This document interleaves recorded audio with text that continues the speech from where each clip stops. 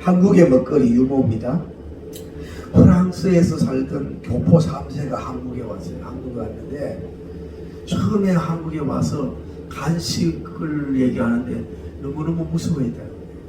왜 그러냐 그러니까 이제 점심 먹으러 이제 입가심으로 계피사탕 먹을래요? 계피사탕. 아니 한국 사람은 그 소피는 먹어도 계피 먹는 줄 몰랐는데 어떻게 계피까지 먹느냐고 그랬다는 거예요. 그래서 저는 그거 먹을 줄 몰라요 그랬더니 저는 드라큘라도 아니고 무슨 계피로 입가심을 하고 싫다고 했어요. 그랬더니 옆에 다니 그럼 눈깔 사탕 먹을래요? 그 이 사람 눈을 빼가지고 주는 줄 알고 그래가지고 너무 놀라서 누구 거냐 했더니 아예 부장 그 살짝 빼왔다. 그래서 기절할 뻔했대요. 그리고 가장님이 언제 보면서 자네 요즘 기운이 없네 그러면서 마누라 내장탕 먹으러 가자고. 아니, 마누라 내장탕을 어떻게 먹느냐고. 그래서 따라갔다는 거예요. 그래 가다 보니까 할머니 뼈다구 해장국, 할머니 산채 비빔밥. 그 사람들은 사는 사람을 이렇게 해서 그래서 놀랬다는 거예요. 그리고 식당에 들어가면 형 다음 점심은 내가 쏠게 그랬더니 아니야 내가 쏠 때니 넌 앞으로 제발 아무것도 쏘지 마. 진짜 아리송하네라고 하는 거예요.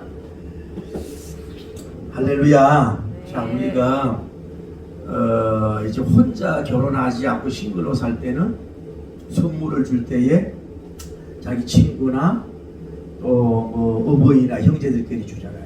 그러나 이제 남남이 서로 만나서 사랑하는 사이가 결혼하게 되면은 이제 부부간에도 이제 선물을 주게 된다 이 말이에요. 그런데 이런 물어볼게요. 그리고 어버이에게도 선물하고 우리가 선물을 많이 하는데 첫째로 어버이에게 선물을 많이 해야 되는가?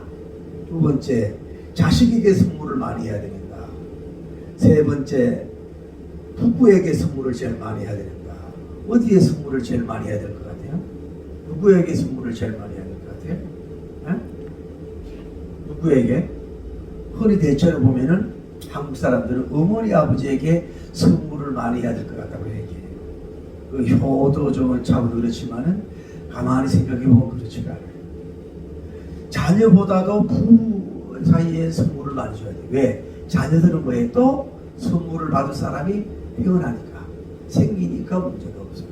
자, 어버이에게 선물을 많이 하는 것도 좋은데 부부가 서로 선물을 주고 받으면서 건강한 혼성을 가지고 뭐예요? 오히려 양 부부를 잘 섬길 수가 있어요. 선물이 서로 부부가 없어가지고 빗물해가지고 마음의 정신적인 갈등에 약함이 있으면은 제대로 섬길 수가 없고. 그러니까 여러분이 항상 세상에서 섬기면서 선물을 많이 줄 대상이 뭐예요? 남편, 아내에게 선물을 많이 줘야 돼요. 그래서 관계성이 회복이 되고 좋아져서 뭐예요? 또 다른 이렇게 사람을 베풀 수 있는 그런 걸 해야 된다. 이 인생을 살면서 선물을 줄 줄도 주는 것도 배워야 되고 인생을 선물을 받는 것도 배워야 된다고 생각해요. 우리 둘째 딸이 이제 우리 유아교육을 전공을 해가지고 뭐 대기업도 되고 뭐 SBS 이래 그 직원들이 하는 어린이집에 가서 한 2년 있었나 모르겠네. 이런데 거기서 식당 하는 직원의 그 딸이 그 전 직원을 위해서 성탄절에 뭐 사탕이나 이런 걸 이렇게 해서 묶어서 주는 걸 받았다는 거예요. 그걸 보고 본인이 굉장히 감동을 받았다는 거예요. 그래서 고모님이 하는 행복의 집에 그 어르신들 말고 직원들을 위해서 하나하나 이거 가자 저거 가자 사가지고 봉지를 묶어서 이렇게 전달을 했어요. 그래서 뭐 반가워하는 사람도 있고 또 내가 또 들으려고 들은 게 아니라 저는 이런 거 안 먹어요 이러면서 뭐 어른들 주세요 이런 사람도 있고 그런 것도 있는데 그래서 선물을 이렇게 주는 것도 내 딸을 자랑하는 게 아니라 참 잘 배웠다. 그런 걸 우리가 배워야 된다. 선물을 받는 것도 마찬가지예요. 여러분이 선물을 받을 때 내가 필요가 없어. 또 내가 원하는 수준이 안 돼. 그래도 그거를 기쁘게 받고 또 또 자기가 원치 않으면 다른 사람 준대요. 그런 거거든요. 그래서 선물을 주는 것도 배워야 되지만 선물을 적은 것도 잘 받을 수 있는 그런 마음을 가져야 돼요. 그분들이 선물을 줄 의무가 없잖아요. 그런 것도 우리가 배워야 되지. 그래야 인생이 굉장히 성공합니다. 선물을 잘 주는 사람 성공합니다. 선물을 작은 것도 굉장히 받을 수 있는 사람, 그것도 사람도 성공할 수가 있어요. 그런 사람이 또 점점 선물이 넘쳐나게 된다. 그거는 우리 인생의 삶이 중요한 거고, 오늘 내용이 우리가 이런 내용이에요. 자, 단 지파에 마누아라는 사람이 있었는데 부인이 아기가 없어요. 그런데 어느 날 주의 사자가 와서 그 부인 보고 내가 너에게 자녀를 주겠다. 그러니 일찍이 너도 포도주를 놓지 말고 또 좋지 못하는 것을 부족한 그 음식을 먹지 말라. 내 아들을 낳는데 걔도 삭도를 놓고 뭐 하지 말고 나시리니까 술을 먹지 말게 해라. 이런 계시를 받은 거예요. 그 자리에 남편이 없었잖아요. 그래서 남편 보고 이렇게 어제 어떤 분이 오셨는데 너무 그분이 영광스러워서 내가 그분이 누군지도 물어보지 못했다고. 그랬더니 마누아님이 하나님께 기도해. 하나님, 제 어제 나타난 그분이 다시 오게 하옵소서. 그 기도했더니 하나님은 그의 기도를 들으시고 다음날 이 사람이 그 부인이 저 밭에 있을 때에 그분이 또 오시니. 그래가지고 잠깐 계시라 그러고 막 신속하게 달려가서 그 남편을 데리고 왔어요. 그래서 이제 그분에게 이제 어떻게 내 자녀를 낳고 길러야 되겠습니까? 그러니까 이렇게 해라. 잠시 기다리세요. 그러고 와서 이제 재물 드릴 걸 가지고 와서 이제 재물을 하나님께 드리고, 그러고 나서 이제 그 남편이 그러는 거예요. 내가 하나님을 봤으니 죽게 되지 않겠느냐. 그랬더니 그럴 이유가 없고, 당신이 재물을 드릴 때 응답의 불이 올라가는 걸 봤고, 또는 그분이 오셔가지고 그 임재하는 그 광경을 우리에게 받지 않느냐. 그리고 우리에게 좋은 소식을 주는데 우리가 왜 죽겠냐고 이러면서 남편을 암시시키는 그런 내용을 볼 수 있어요. 자, 이 본문에서 이 한 부인을 이렇게 생각해 볼 때 이 결혼론적인 차원에서 그런 것 같아요. 부부가 남남이 서로 만나가지고 그저 만나서 함께 살아주는 그 자체가 대단하고 귀한 선물이라고 볼 수가 있습니다. 여러분, 남편이 또 잘났으면 얼마나 잘났겠어요. 또 뭐 지성적이나 물질적으로 있으면 또 외모나 얼마나 있겠어요. 또 부인이 또 뭐 잘났으면 얼마나 자꾸 엄청난 뭐가 있겠어요.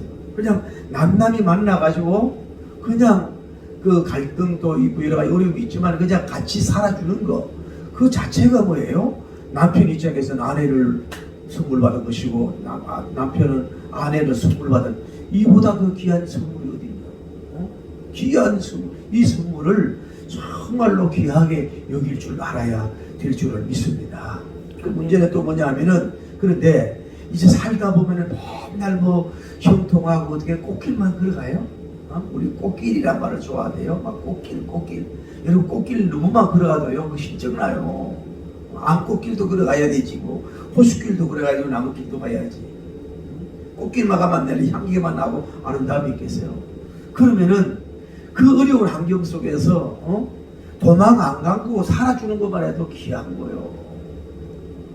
여러분이 힘들 때는 이 어려운 환경 속에서 그냥 도망 안 가고 살아주는 것만 해도 감사히 무지합니다 하고 그냥 사는 거예요. 그건 왜? 주신 삶의 선물이라고 볼 수 있어요. 뭘 더 많이 바라겠어요?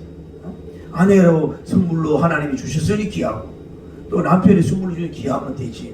그게 너무 화려해가지고 너무 많은 것을 요구하고 너무 많은 것을 추구하고 너무 많은 걸 비교하다 보면 뭐예요? 갈등이라고 부부간 문제가 돼요. 항상 그래서 부부간에도 마음을 내려놓으세요. 마음을 내려놓고 그냥 그대의 선물로 나는 족하옵나이다, 그대의 선물꽃으로 나는 감사합니다 하고 살아갈 수 있어야 된단 말이죠. 아니, 이 부부도 보세요. 그러면 이 부부도 자, 결혼해서 부인 쪽에서 아기를 못 낳잖아요. 아기를 못 낳아. 이것처럼 어떻게 뭐 갈등이 있잖아요. 그러면 헤어진다든지, 오늘 본문에 보면은 이 마누아씨가 다른 여인을 얻었다는 그런 내용은 없거든요. 그런 힘들고 어려움이 있으면서도 그냥 버티고 인내하고 사는 거, 그 자체가 축복이라고 볼 수가 있다 이 말이에요. 할렐루야. 또 하나는 부부간에도 서로 일을 하고 땀 흘려서 해주는 선물적인 삶을 살아야 된다고 해요. 제가 젊을 때만 해도, 제가 결혼했을 때만 해도 우리나라 한국 남자 사상이 뭐냐면 부인은 직장으로 내보내면 안 된다는 거예요. 그냥 그 그릇은 바깥에 나가면 깨진다 이거지. 쉽게 말하면 문제가 될 수 있으니까 그 사회생활하는 걸 부정적으로 봤다고. 그냥 집에서 남자가 경제를 끓고 있으면 먹여주고 입혀주고 재워주면 되지. 뭐 사업의 현장, 산업의 현장에 나가 땀 흘리며 일하냐고 부정적으로 봤다고. 지금은 뭐예요 이게? 이제는 양쪽이 웬만하면 다 잡을 가지고 일을 하게 되는 시대가 된 거예요. 그래서 한국적으로 봐도 여인들의 그 생산, 산업전선에서 생산하는 것이 그 경제 부강에 굉장히 도움되는 걸 볼 수 있다. 지금은 다 서로 일을 가져야 돼요. 서로 일을 가져서, 아니 돈 버는 목적만 아니고 그냥 일하는 자체가 뭐예요? 귀한 거라고 볼 수 있다고. 귀하잖아. 이 사람은 뭐예요? 지금 밭에 앉아 있다 그래. 밭에 앉아 있잖아요. 이 어려운 상황 속 슬퍼만 하고 낙심만 하고 다른 사람 애기 가진 사람을 부러워만 하고 때로는 질투만 하고 낙심충만 하고 주저앉아 있지 않고 뭐요? 밭에 나가서 앉아서 일을 하고 있는 거랑 마찬가지. 그러니까 이 남편 입장에서는 뭐예요? 이 부인이 굉장히 고마운 거야. 그 속에서도 함께 하면서 그냥 낙심하고 뭐 짜증 안 부리고 밭에 나가서 일하고 소득하고 뭐 이런 걸 가지고 오는 것이 자체가 뭐예요? 선물인 걸 볼 수 있어요. 여러분과 저도 마찬가지예요. 우리가 이제 직장을 가지고 이러는 데 있어서 그냥 단순히 먹고 살기 위해서 월급 때문에 페이 때문에 일하는 것도 나쁜 건 아니지만은 여러분이 그 수입이 얼마 되든지 간에 상관하지 말고 여인이든 남자든지 간에 나이가 많든 적든 그 현장에서 일하는 자체가 뭐예요? 일하는 자체가 결국은 자기 선물을 받는 것이고 또 가족에게 선물 주는 것이고 결국은 민족의 이 경제의 흥황에 있어서 선물을 주는 거예요. 그 여러분이 자꾸 개인적인 내 직업에서 피곤하고 힘들고 이러지 말고 그 일을 하는 자체가 행복이고 일거리 자체를 누리려고 해야 되고 나는 이 일을 인해 가지고 움직일 수 있는 나는 뭐예요? 나는 이 일을 하겠다. 꽃밭에서 그냥 감상만 하고 있는 게 아니라 밭에서 논밭에서 사업의 현장에서 산업 현장에 일을 하겠다는 것은 뭐예요? 이거는 자신과 가족과 여러 사람에게 뭐예요? 선물을 줄 수 있는 얘기라. 그래서 수입이 많지 않더라도 여러분이 일을 해야 되는 거죠. 그래서 성경 일하기 싫거든 뭐예요? 먹지도 말라. 그러니까 쉽게 말하면은 이제는 부인 쪽에서 남편만 여러분 자꾸 돈 벌어오게 기대하지 마시고 남편 내야 되지만 부인 쪽에서도 뭐요? 요즘에 뭘 못합니까? 뭘 해서 자기에게 주라면 남이 자꾸 주라 그러지 말고 자기가 해서 자기에게도 선물 주고 남편에게도 선물 주고 그거는 삶을 살아야 돼요. 얼마 전에 제가 어느 데 가니까 그 이제 그 배달하는 게 있잖아요. 배달이 좋으니까 나이가 많은 부부가 온 것 같아요. 한 사람이 운전하고 한 사람이 이제 그 이제 뭐 가져가 가지고 주는 거예요. 좀 이렇게 처음이니까 이렇게 프로페셔널하지 못하지만 그래가지고 적은 수입이라도 부부가 번다는 게 움직이는 자체가 그래서 따뜻한 음식을 배달해주고 자기는 적은 돈이지만 들여오고 이것이 행복이지 않겠냐 이 말이야. 그러니까 여러분과 저는 일 자체를 싫으면 안 되고 누가 일을 막 그렇게 하면 오는 것처럼 하지 말고 일 자체는 자기에게도 선물이요 교회에도 선물이고 하나님께서 다 그렇게 생각하고 여러분은 밭에서 일하는 밭에서 땀 흘리는 이런 사람이 되어서 여러분이 자꾸 다른 사람에게 선물을 받으려고 하지 말고 공짜로 받으려고 하지 말고 적은 거이라도 자꾸 이렇게 주려고 하는 그런 재미로 이 사업을 하고 돈을 벌 수 있는 여러분과 제가 되기를 예수님 이름으로 축복합니다. 이 가정도 보세요. 자녀가 없으니 무슨 돈이 그렇게 많겠어요. 또 문맥을 보면 남편이 돈이 많아. 금방 이 주님 앞에 드릴 재물도 많은 사람인데 그래도 이 사람은 뭐 밭에 가도 일하잖아요. 그러니까 경제가 어려워서 밭에 가는 것도 좋지만 부유한 가운데 밭에 가도 일하는 게 굉장히 좋다 이 말이에요. 천국 갈 때까지 움직이고 일하는 거. 그럴 때 여러분이 선물이 여러 36도에서 여러분에게 선물이 날아 들어오게 될 줄을 믿습니다. 할렐루야. 만약에 한번 생각해보면 반복적인 이 여인이 그냥 낙심하고 절망하고 그냥 술이나 마시고 퍼져 앉아가지고 그냥 막 헛소리나 하고 이러고 있을 때 하나님 오셨겠어요? 그럴수록 정신을 차려서 밭에 가서 콩밭을 내더니 하니까 하나님을 보고 주신다. 그게 필요하다. 또 하나는 이 사람은 뭐냐면은 하나님께 받은 계시를 자기 남편과 공유하는 계시를 전달해주는 선물의 여인이라고 볼 수 있어요. 자, 우리가 지난번에 말씀드렸지만은 이 첫 번째 이 주의 사자원인과 만남에 있어서는 이 여인이 어느 자리에 있었는지를 잘 몰라요. 하여튼 어디에 있었는데 갑자기 주의 사자가 확 그에게 나타나서 그 너무너무 영광스럽게 나타난 거예요. 근데 성경은 요약해서 그렇지만은 마치 구약 성경에 그 모세님이 떨기나무가 갔는데 떨기나무가 막 불이 타지도 않고 막 그 광경에 있는 모습을 보이면서 모세야 모세야 내가 서 있는 곳은 거룩한 곳 신발을 벗어라 이렇게 구체적인 그런 것을 표현은 안 했어요. 또 사도 바울님이 다메섹으로 갈 때 그 하얀 빛을 받으면서 그가 이 신이 들어가 가지고 사울아 사울아는 이런 구체적인 내용은 오늘 성경 기록되지 않았지만은 요약이 되어 있지만은 이분이 그 주의 사자님을 만난 것에 대해서 너무너무 감격이라 그럴까 감동이라 그럴까 거룩한 두려움이라 그럴까 막 이래가지고 막 거룩하게 막 절절매서 그분이 도대체 누군지 여호와의 하나님이 보낸 사람 같은데 이래가 누군지 물어보지도 못할 정도로 막 거룩한 당황이 되길 정도로 신비하게 그분을 만나는 놀라운 역사가 이루어진 줄 믿습니다. 쉽게 말하면 그 당시로 계시가 누구에게 있는 거예요? 남편에게 먼저 있는 게 아니라 여인에게 이 계시가 먼저 임했다는 걸 볼 수가 있는 거예요.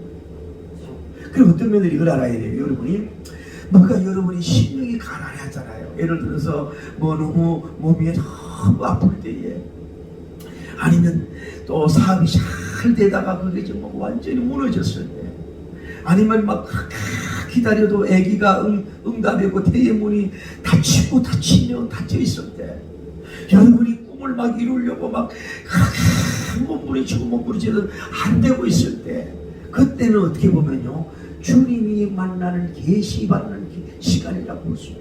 하나님이 찾아오는 거죠. 그래야 심령이 가난해지거든요. 그분을 그것이 뭐예요? 여러분 옥토가 되는 현상이거든요. 그분을 받아들일 수 있도록 문이 열려져 있는 거거든요. 문이 닫혀 있으면 그분이 들어올 수 있잖아요. 그런 아픔을 줘서 그런 어떤 더디 되는 이런 큰 그런 어떤 걸 통해서 뭐예요? 그때에 뭐예요? 그분이 오시는 중요한 계기가 될 수 있어요. 고난 때는 뭐예요? 그분을 만날 수 있는 계기. 때가 때인 줄을 믿습니다. 그래 그걸 받아가지고 아마 또 어떤 면에 이럴 수도 있잖아요. 아 이것이 이런 좋은 소식이고 좋은 거 맞지만은 나는 남편에게 이벤트 해야 될 거야. 정말로 아기가 이렇게 임신이 되거든.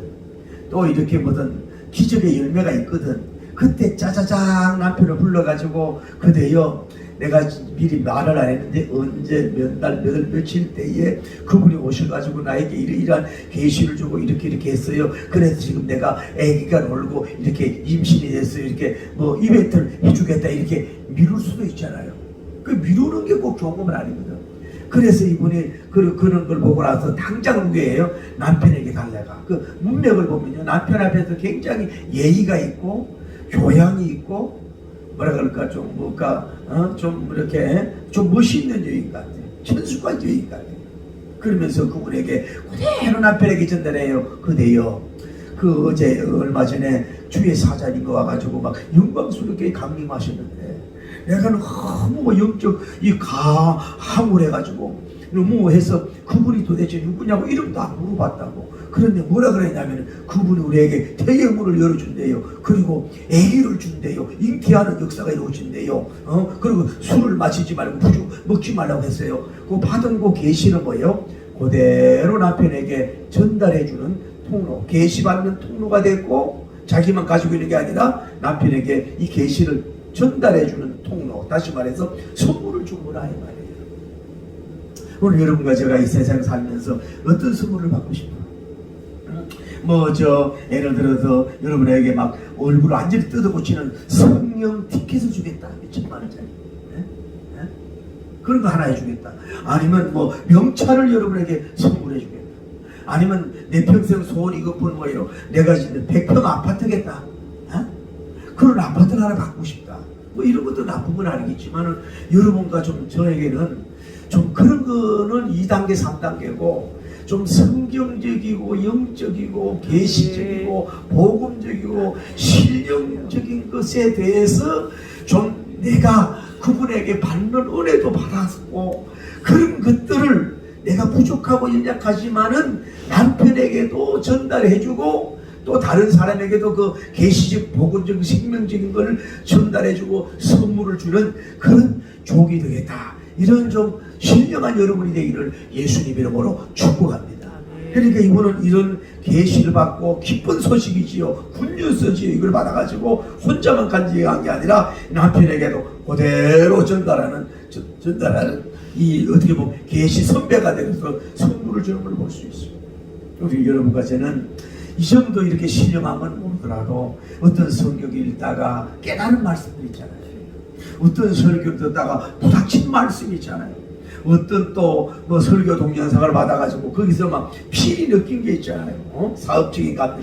그래서 성격적인 이런 거를 저는 여러분 만나면 새해부터 여러분 친구든 다른 사람이 만나거든 말씀적이고 복음적이고 성경적이고 진리적이고 좀 기적적인 이런 것들을 그들에게 입을 열어서 좀 선물해 줄 수 있는 여러분이 되길 바랍니다. 은금 선물도 중요하지만은 이런 정말로 그래야 생명을 살리는 영혼을 깨우는 이런 것들을 여러분이 좀 줄 수 있는 여러분 되기를 예수님 이름으로 축복합니다. 이거는 대단히 막 뭐 조직 신학을 배우고 성경을 배우고 언어학적인 건 안 배워도요. 여러분의 말씀이 재료는 정말로 부닥치고 은혜 받은 거 있잖아요. 그거를 그냥 이렇게 입으로 내는데 마치 누에처럼 이렇게 내는데도 그것이 그렇게 그들에게 영혼을 이루하고 영혼을 살리고 그들에게 막 힘을 주는 여러분이 된다 이 말이야.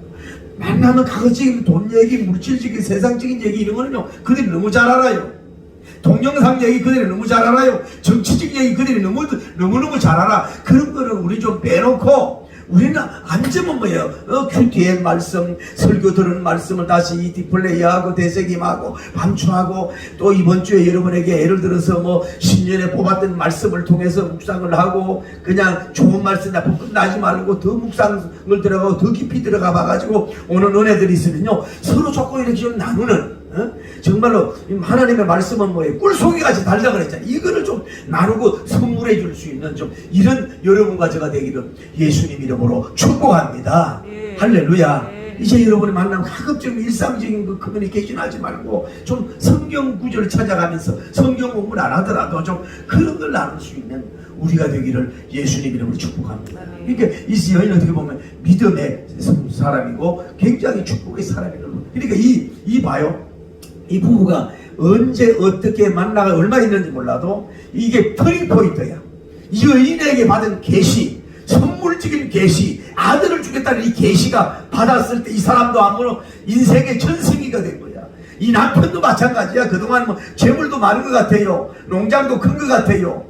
단지파에 어떻게 보면 모든 걸 갖춘 사람 같아요. 애기가 없지만은 이 계시받은 이걸 통해서 그분에게 전달됨으로 부부가 영적으로 하나가 돼가지고 이 꿈을 향해서 나갔을 때에 얼마나 그 가정의 영광이 되고 축복이 된 줄 몰라요. 여러분도 좀 이런 날, 내 생애 최고 기쁜 날, 내 생애 터닝 포인트가 되는 이런 계시적 말씀이 여러분과 저에게 주어지기를 예수님 이름으로 축복합니다. 할렐루야. 순간적으로 주님이 역사할 수 있다 이 말이에요.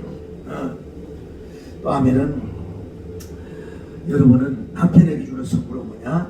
예수님을 만나게 하는 선물을 해주잖아요. 자, 이 여인이 첫날 만나서 그분이 영광 중에 환하게 그분에게 찾아왔어. 주의 엔젤 천사로 찾아와가지고 너 잉태에 못하자는 줄 알아. 너에게 태의 문을 열 거야.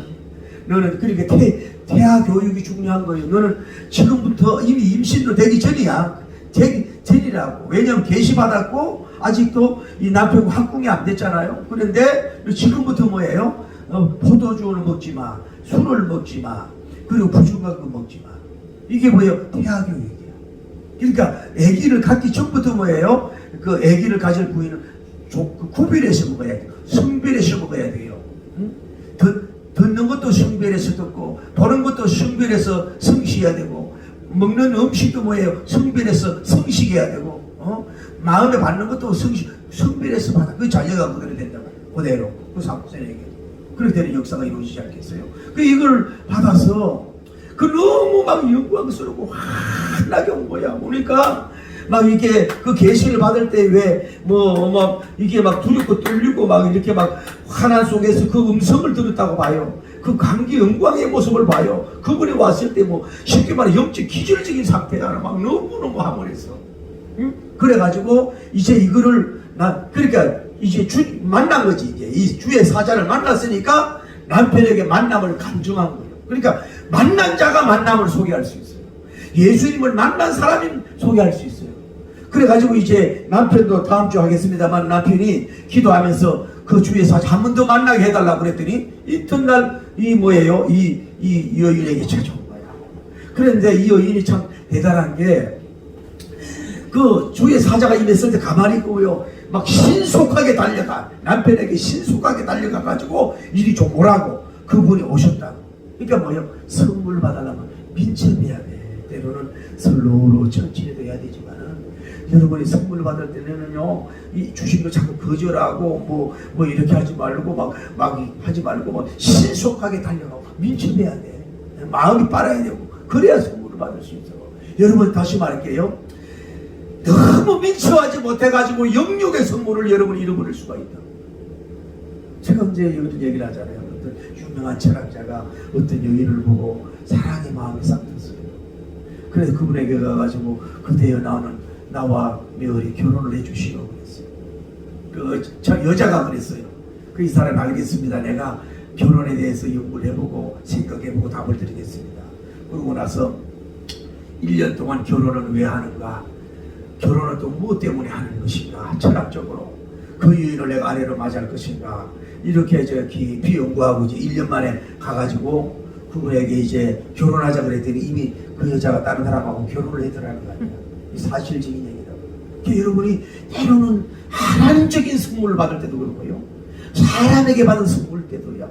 민첩하게 좀 아멘 하고 받을 수 있어야 된단 말이에요. 그럴 때 주님이 주시는 거야. 아주 막 빠를 때 막 달려가, 순발력에 달려가가지고 왜 그럴까요? 자기 남편도 그분을 만나게 하고 싶어서, 자기 남편도 그 계시자를 미팅하기로 해서 막 신속하게 머물러 달라고 하면서 막 얼마나 빨리 갔겠어요. 이분이 떠나가면 안 되니까 막 민첩에 바람같이 막 달려가, 바람을 가르며 달려가가지고 이 사람은 바람을 가라는 여인이야.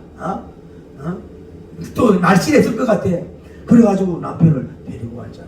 그래서 거기에 다시 주의 사자가 강하게 그게 임해서 너에게 이제 아들을 주겠다. 독주를 마시지 마라. 이 블레셋을 건져내는 구원자로 큰 쪽으로 내가 세우겠다고 하는 이런 소식을 그에게 앞으로 그래서 그렇게 양보해라. 다 머리를 깎지 말고 술을 먹지 말고 이렇게 날씬히 있는 거 잘 지켜라. 이런 계시를 받게 합니다. 이것을 보면 뭐예요? 물론 이제 이 남편도 그분을 오게 해달라고 기도한 건 사실이지만은 결과론적으로 뭐예요? 이 여인은 뭐예요? 남편에게 예수님을 만나게 하는 사람이 되었다 이 말이에요. 그러자 남편이 당신의 이름이 뭡니까? 그랬더니 기묘자니라. 기묘자란 말은 뭐냐? 신약에 나타날 예수님에게만 쓰는 용어예요. 쉽게 말하면 이 당시에 이 여인은 예수님을 만났어. 주의 사자가 예수님을 만난 줄을 믿습니다. 예수님을 만났고 자기 남편에게 또 청해서 같이 예수님을 만나게 해서 그런 영광의 선물을 결국은 하나님이 주셨지만 주는 역사가 이루어지게 된 줄을 믿습니다. 여러분과 제가 남편에게든 또 이웃에게 친구 간에 원래 뭘 하렵니까? 지저스 크라이스트 예수님, 길이요 진리요 생명이지. 예수님이라면 자기에게 뭘 주문합니까? 부모에게 뭘로 기대합니까? 어떻게 하든 간에 그들이 이 여인이 만난 기묘자, 남편이 만나는 기묘자 그 예수님을 만나게 하는 통로, 예수님을 만나게 하는 영생을 얻고 생명을 얻게 하고 그분의 그 주받는 선물 중에다 선물을 가치를 평가할 수 없는 그 어마어마한 그런 역사를 이루기를 예수님 이름으로 축복합니다. 얼마나 누굴 속에 나를 통해서, 나의 말을 통해서, 나의 숨쉬는 걸 통해서, 나의 일을 통해서, 나의 재능을 통해서, 나의 직업을 통해서, 나의 음식을 통해서, 나의 재능을 통해서 누구든지가 예수님 기노자이신 그분을 전달하고 믿고 받게 하는 선물에 주는 그런 종이 되게 해달라고 믿고 나가서 그렇게 되기를 예수님 이름으로 축복합니다. 아멘. 그 얼마나 귀하냐. 마지막으로 이 여인은 영적으로 남편을 안심시켜주는 선물을 주는 사람이야. 우리가 구약적인 하나의 사상이 뭐냐면 살아있을 때야 여호와 하나님을 뵌 사람은 죽어야 돼. 살 수가 없어.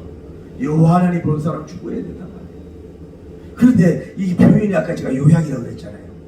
이 마누아 씨가 같이 이 여인하고 그분을 만났을 때 환한 영광 속에서 주의 천사가 말씀의 첫째는 녹아지고 영광 속 그 외형적인 모습에 녹아지고 다음에 세 번째는 자기와 관계되어 있는 계시. 할렐루야. 남들하고 주어진 계시가 아니라 만리 구장석에 있는 그런 계시가 아니라 자기 자신에게, 자기 가문에게, 자기 미래에게, 자기 가정 기업에 주신다고 하는 산소를 주겠다고 하는 그런 것을 주시기 때문에 이 사람들은 영적인 거룩한 감동에 빠질 수밖에 없잖아. 할렐루야. 그래서 이제 그분에게 제사를 지내고 떠나갔는데 남편이 걱정이 된 거예요. 여보, 큰일 났네. 이제 우리 다 죽게 생겼어. 하나님을 배아랬으니 이제 우리는 죽어야 돼. 근데 영성이요 부인이 달라. 왜 그렇게 파괴적으로 봅니까? 첫째로는 그분이 요한이 우리를 죽이러 온 것이 아니고 그분이 우리에게 오셔가지고 당신이 이 번제와 소제를 올릴 때에 하늘에서 불이 확 임하는 경거를 볼 때에 우리의 제사를 받았다는 거예요. 우리의 소제를 받았다는 거예요. 그분이 기뻐했다는 거예요. 그런데 왜 우리를 죽여요? 또 하나는 우리가 그분이 우리에게 오셔서 그 기가 막히는 광경, 그 기도자 되신 기적적인 모습을 우리에게 보여줬지. 우리가 보여달라고 했습니까? 그분이 보여준 건데 우리가 왜 죽어요?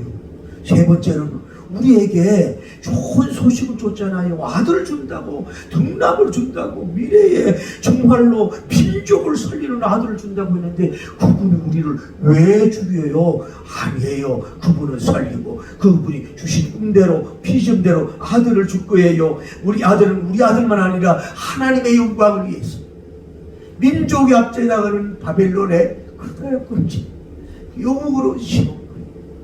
왜? 하나님을 죽이는 하나님, 이렇게 살리는 하나님, 구지하는 하나님, 구원의 하나님, 민족을 살리는 하나님이라고 그를 안심을 시켜줘요. 영성의 여인. 그러니 이 남자가 참 성공을 잘 받는 것이었어요. 부인 하나 잘 만나면 지옥 간 사람이 천국 가요. 부인 잘못 만나면 천국 간 사람도 지옥 가요. 부인 하나 잘 만나면 다음 지파의 가문을 이렇게 영광스럽게 살리는 역사도 이루어질 수 있다는 걸 알고, 여러분 이런 영적인 이 은혜의 축복의 계시의 통로가 되고 안심을 주기를 예수님 이름으로 축복을 올립니다. 지금은 많이 우리 기독교인도 지치고 기도원 자님들, 주의 종들, 크리스천들, 불신자들 많은 사람들이 지쳤어요. 얼마 전에 잠시 뉴스 보니까 옛날에 이태원에 그 여러 가지 문제가 있어가지고 막 그런 거 있었잖아요. 그런데 지금은 9시 이후에 하지 말라니까 뭐예요? 그 사람들이 지쳤단 말이야. 수입이 빵이요. 관광사업이 빵이 막 의자 같은 거 던지고 막 난리 법석을 하고 막 이러고 있는 거예요. 그들이 막 피를 토하고 얼마나 어렵냐 이 말이에요. 그리고 또 얼마 전에 어느 큰 교회는 대면 예배를 강조하면서 순교할 각오로 하면서 이제 거의 교회 십자가 내리라 막 그리고 문 닫아라 그리고 딴 데서 질 수 있다 막 이러고 이제 참 용기도 있는 그런 분들도 이렇게 봅니다. 물론 그분들도 어떤 면으로 부럽고 존경스러워요. 그래서 나는 이렇게 생각을 해요, 여러분. 제가 문재인 대통령님 사돈 목사님 부모회를 3번 갔잖아요. 그래서 얼마 전에 작년에도 어느 같이 이렇게 식사가 돼가지고 대접도 받고 이래서 저도 문자를 잘 안 해요. 부담될까 그래서 한 두 달 전에 제가 한 달 전에 이런 문자를 보냈어요. 그런 마음이 들더라고. 이 코로나 바이러스로 인해 가지고 어떻게 보면 문재인 대통령님이 대통령이 되는 여러 가지 좋은 기회도 많았지만은 이 코로나 바이러스에 대해서 정치적인 심리적인 압박이 엄청 클 것 같다. 이래서 이거를 우리가 좀 이기도록 기도해야 된다. 이러고 이제 문자를 보냈더니 대나무 이제 그런 얘기를 하면서 문자가 왔더라고요. 여러분, 저는 뭐 이거 우파 좌파 이런 차원에서 얘기하는 게 아니고 이라고 생각해 봅시다. 자, 현 정부가 잘했다나 못하나 이 코로나 바이러스 이걸 방역을 못하면 자신 당들도 무너지고 자기도 무너지고 모든 그 국가도 무너지는 건 사실이지 않습니까? 여러분, 자, 우리나라도 10,000명, 20,000명, 30,000명 그렇게 계속해서 확진자가 되면은 여러분 어떻게 될 겁니까? 여러분 생각해 보세요. 자, 자유를 줬다 그러면요, 미안한 얘기지만 당신 부모가 죽을 수 있어. 아니, 당신도 죽을 수 있어. 젊다고 지금 아무렇지 않다고 우리는 예배만 드리면 된다고 이렇게 하지만은 그렇게 돼버리면 뭐예요? 당신 사랑하는 부모가 죽을 수 있어. 이게 생명과 관계되어 있으니까 우리가 움직이고 있는 거예요. 또 하나 한번 생각해 봅시다. 정부가 잘났든 못났든 간에 현 정부를 편드는 게 아니고 이게 현 정부의 가장 위기입니다. 민생이 안 되고 물질적으로 안정이 안 되고 경제가 죽어버리면요, 그거는 100% 전 국민이 배신하는 거예요. 그러니까 자기들도 그걸 아니까 뭐예요? 몸부림치면서 막 빛을 내서라도 하려고 방역하려고 몸부림치는 여러분 인정을 해줘야 돼요. 그거는 안 하면 무너지는데 죽는데 어떡하면서요.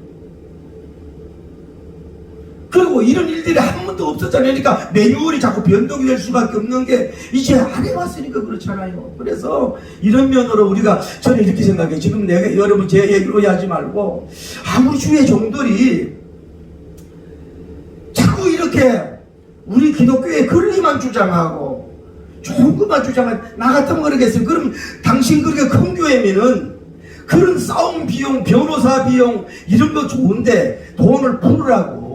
그 지역에 가가지고 당신들 예산 교회 줄 수 있는 돈 있으면 다 풀어서 어려운 소상인들 예수님 믿으라는 베이스 그런 깔지 말고 그냥 성교하고 구제해 주라고. 나라와 싸우려고 그러지 말고 그 정도 그런 재력 있고 능력이 있으면은 대면 예배 축제수 누가 모르면 삼척동자도 다 알아. 정말로 수입이 빵 있는 사람들 많잖아요. 찾아가가지고 불교인 천주교인들 가서 100만원 200만원 헌금해서 좀 주라고. 그러면 당신 교회도 살고 민족도 살아. 영심내적으로 하지 말고.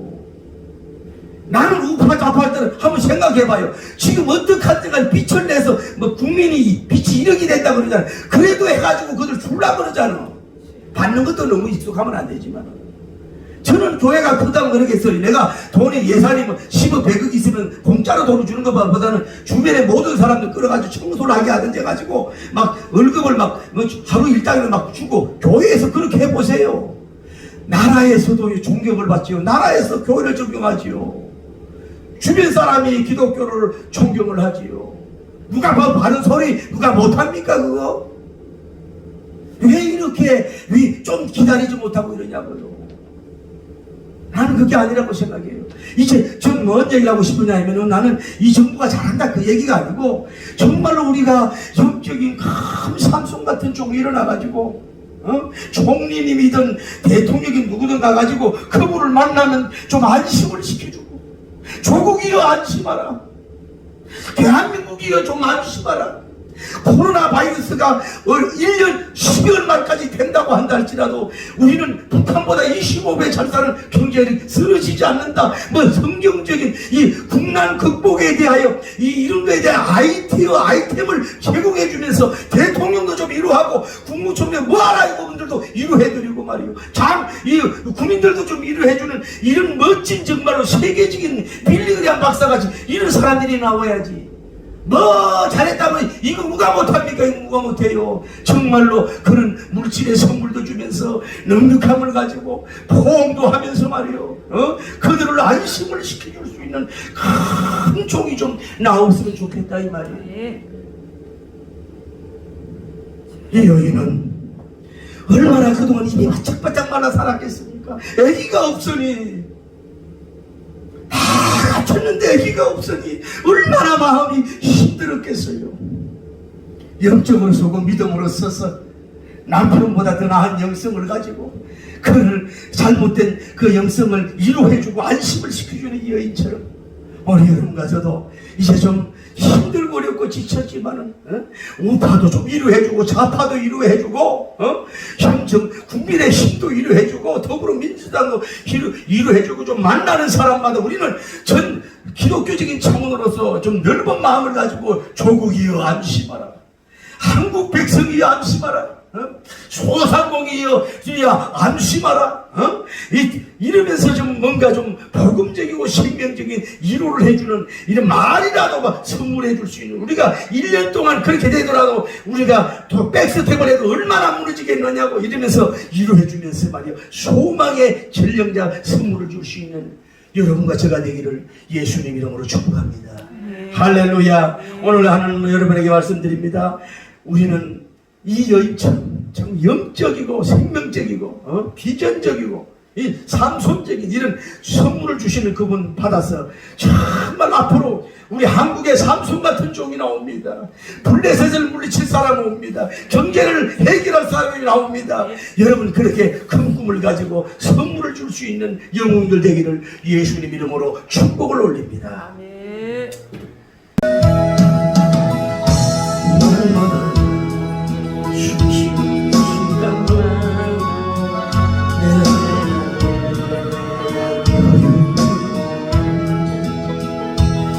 주님 앞에 이 몸을 맡길 때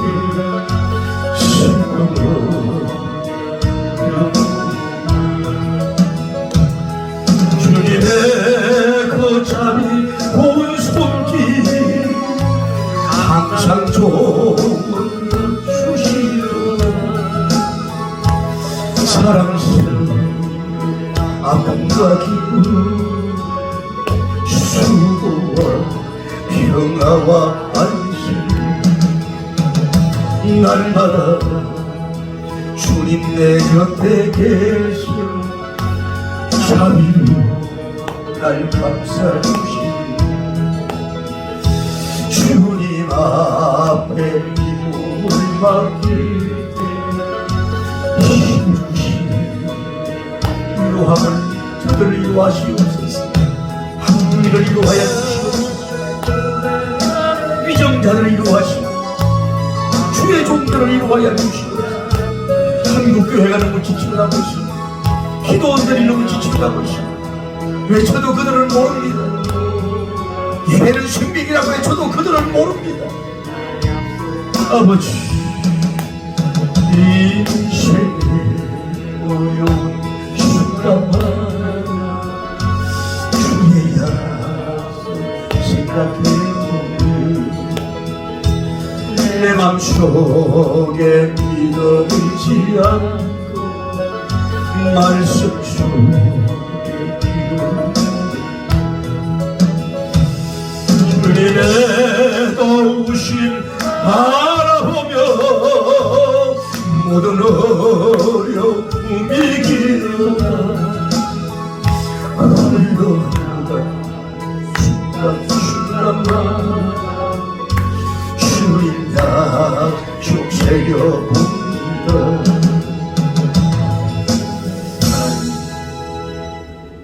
우리나라만 겪는 고난이 아닙니다. 세계적으로 고난을 당하고 있습니다. 오늘도 잠시 영국 같은 경우는 지금 전 국가적인 비상 그 선진국이 그래도 우리나라는 이래도 했기 때문에 이 정도 된지 몰라. 만약에 여러분 예를 들어서 자 여기 있는 여러 사업 다 문 닫았으면 어떡할 거예요? 방역이 안 되고 문 닫았으면 여러분 얼굴 나옵니까? 돈 나오냐 이 말이야. 힘들면서 그러는데 우리가 잘 여러분이 기독교인이 정말로 저를 포함해 조심해야 되는 거예요. 그 소리 지르고 할 때 그거 누가 못합니까? 대면 예배 그거 누가 못해요? 누가 그 중요한 걸 몰라요. 믿지 않는 사람 알아요? 예배는 생명이 되고 합니까? 무슨 세미나를 해가지고 전국적으로 그래 바이러스 퍼뜨려 놨으니 열방으로 퍼뜨려 놨으니 무슨 할 말이 있는 거예요 도대체가? 그런 일이 안 일어났으면 그렇게 했는데 어떡하냐 이 말이야. 그 정부에서는 더 해야 되겠어요. 기독교 적 문제다 이렇게 나오는 거 아니야. 어? 저 염려의 기관이 저거다 이렇게 나오지. 그 사람들이 종교를 뭘 아냐고. 그러니까 우리가 정말로 우리가 한국교회가 어떻게 처신하기 어려운 데가 이럴 때는요 그냥 나주고 하고 있는 것밖에 없어. 이러고 엎드리고 있는 것밖에 없어. 고개 짚들면 안 돼. 뭐 한 게 있냐고 한국교회가. 이러고 있어야 돼요. 소금과 빛이 돼야 돼. 이길 수 있게 해달라고. 우리 한국 이기게 하게 해달라고.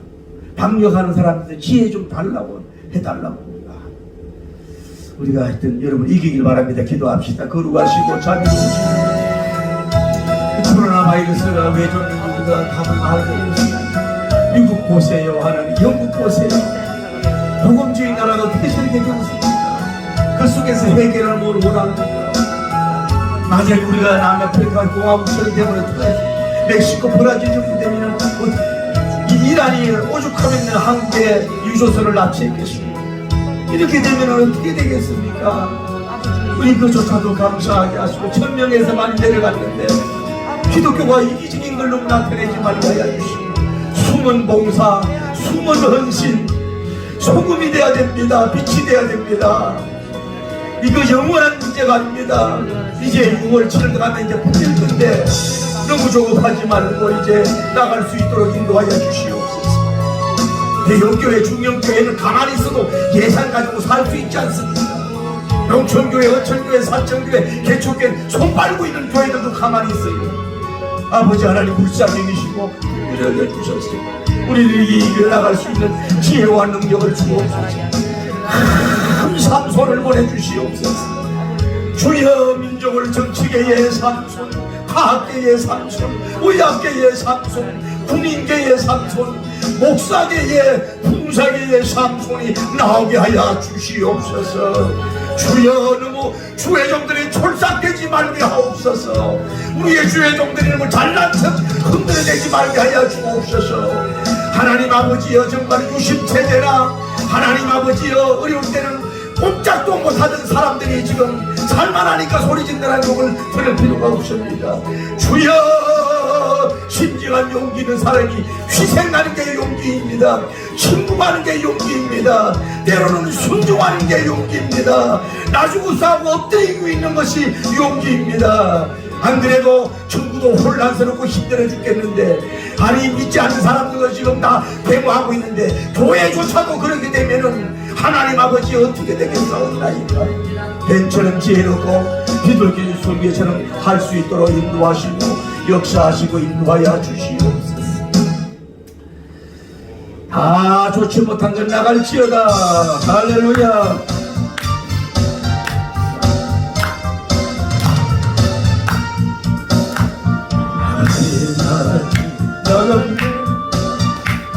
나의 마음에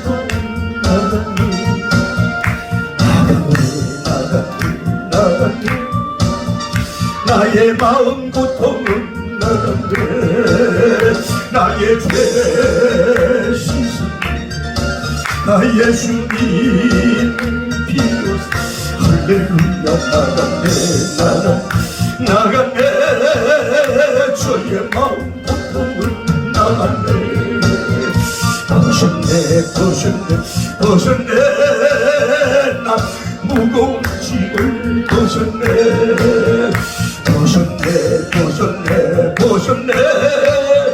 나의 무거운 짐을 벗었네.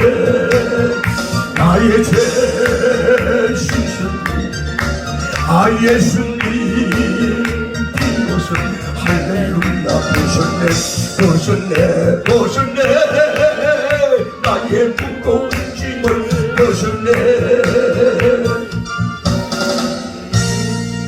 작년 성탄절은 어떻게 됐는지 몰라도 어느 지역에 이름 없는 천사가 막 많은 돈을 막 살짝 갖다 놓고 하는 거 있잖아요. 우리 지금 기독교가요 전도하기 제일 좋은 찬스입니다. 사랑하는 성도 여러분, 우리는 10만원, 100만원, 1000만원 못 주지만은 그 어려운 사람들 만나면 만원, 2만원이라도 치워줘요. 그러니까 주의 이름으로. 너무 장사가 안 되면 그 집에 가서 밥도 일부러 한번 좀 시켜 먹어줘요. 또 되면은 뭐 10만원도 주고 그 100만원도 이렇게 줘요. 아무 조건 없이 조로가 있으면 주라고. 그러다면 그 사람들이 감동을 받고 이 입춘에 대동강물들이 녹는 거예요. 지금 그래야 될 시대예요. 나라에서 다 못하니까 기독교가 헌금을 해서라도 그 지역에 자기 교회에 전도되고 막 뿌려야 된다. 그러면요 이게 얼마나 영광이 돼요. 자기들은 손해 안 보고 이러면 우리 예배 드려야 돼, 우리 자리에 대면 예배 드려야 돼, 우리 모여야 돼, 더 해야 돼. 어떻게입니다. 기가 막히게 열정으로 자꾸 그렇게 말하시 가서 그게 산제사요. 가서 막 교회가 그다음은 여정도에 가가지고 돈을 좀 모아가지고 정말 오랜 데 가가지고 그냥 설며시 주고 그냥 마음으로 기도하고 울고 오는 거예요. 얼마나 좋은 기회입니까? 기독교 기업들이. 지금도 기독교가 이루고 있으니 우리는 전능자만 예배드려야 돼. 할렐루야! 기독교에 믿지 않는 사람 눈치를 봐야 됩니다. 지금. 하나님 그런 축복을 달라고, 아니면 마음이라도 달라고, 나라와 민족을 위해서 기도하고 확실하게 기도하는 그것도 애국입니다. 정말로 방역 그 사람들 그 여자부 청장님 그 처음에는 머리도 막 그 얼마나 고생해서 월급이 나오겠지만 얼마나 힘들겠어요. 의사들은 얼마나 힘들어요.